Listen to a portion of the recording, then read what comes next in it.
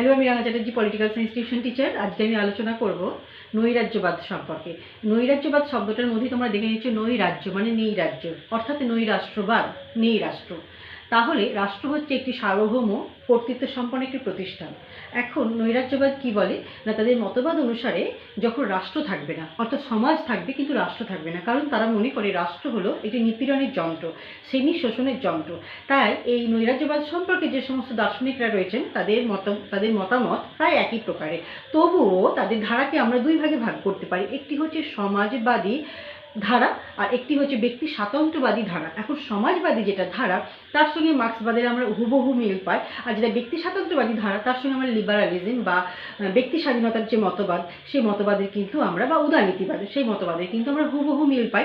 এখন সমাজবাদী ধারার যারা বক্তব্য মানে যারা প্রবক্তা তারা কি বক্তব্য রেখেছেন, তারা বলছেন যে হিংসামূলক উপায়ে হোক, রক্তক্ষয়ী সংগ্রামের মধ্য দিয়ে হোক, যেমন করেই হোক রাষ্ট্রকে বিলুপ্ত করতে হবে।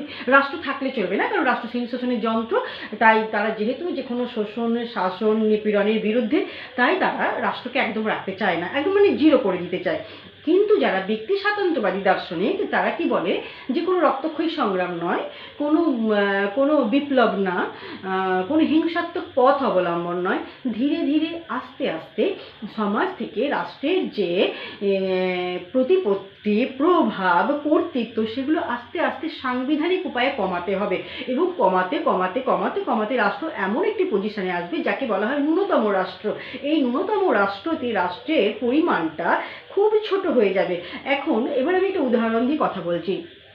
ধরো তুমি শরবত করেছো, তাতে তুমি অনেকটা চিনি দিয়েছো, তাহলে তুমি খেয়েছো, সেটা সত্যি শরবত। এখন কেউ শুধু জল চাইছে, তাহলে সে কি বলবে, শুধু জল দাও, চিনিটা পুরো সরিয়ে দাও, মেশাবার আগে শুধু জল দাও, চিনিটা পুরো সরিয়ে দাও। কিন্তু তুমি কাউকে জলে সার্ভ করছো, এক দানা চিনি ফেলে দিয়ে সার্ভ করছো, সেটা কিন্তু সাদা জলের মতো। জাস্ট পার্থক্য এইখানে। সমাজবাদী দার্শনিকরা যেটা চাইছে সেটা হচ্ছে একদম চিনিকে পুরো হটিয়ে দাও, শুধু ফাঁকা জলটা রাখো।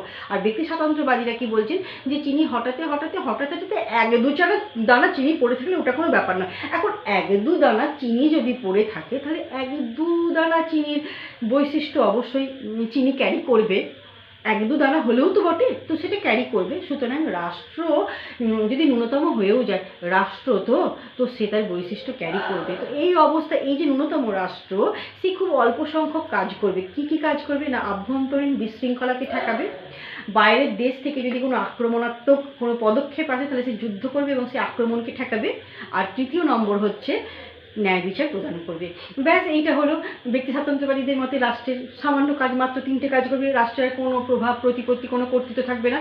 আর সমাজবাদী দার্শনিকদের মধ্যে রাষ্ট্রই থাকবে না, তাই প্রভাব, প্রতিপত্তি, কর্তৃত্ব কোনো মানে ওটা তো প্রসঙ্গই ওঠে না।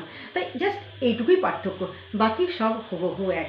তাহলে বরঞ্চ আমাদেরকে মনে রাখতে যে ব্যক্তি স্বাতন্ত্র্যবাদীদের মতে যে নৈরাজ্যবাদ, সেখানে আমাদের তিনটে জিনিস মনে রাখলেই কাজ মিটে যাচ্ছে। একটা হচ্ছে আভ্যন্তরীণ বিশৃঙ্খলা ঠেকাতে হবে, যুদ্ধ যাতে না হয় বা যুদ্ধের মোকাবিলা করতে হবে, আর ন্যায় বিচার প্রদর্শন করতে হবে। ঠিক আছে, আজকের মতো আসি। ভিডিও ভালো লাগলে অবশ্যই সাবস্ক্রাইব করে লাইক দিতে ভুলো না। ধন্যবাদ।